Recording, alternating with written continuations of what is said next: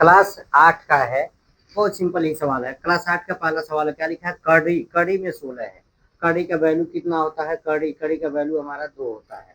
ध्यान देंगे कड़ी के अंदर 16 है, तो हम 16 के गुणनखंड विधि से तोड़ देंगे। 4 चौको कितना होता है, 4 चौको 16, 4 एकम 4, यानी 16 बराबर लिखेंगे 4 गुणे 4।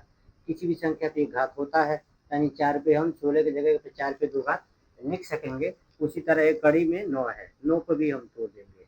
3 तिरिका कितना होता है, 3 तिरिका 9, 3 एकम 3, यानी 9 बराबर हम लिखेंगे 3 गुणे 3। किसी भी संख्या पे घात होता है, 3 पे 2 घात होगा, दोनों को एक साथ लगाएंगे हम।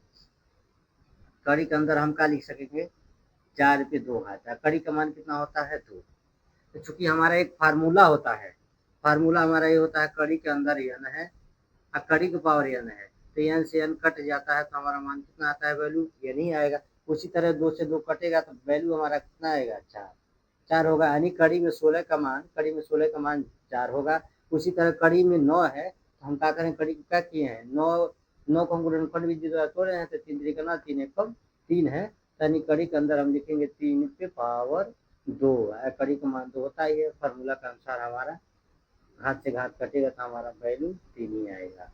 यही हमारा आंसर हो जाता है।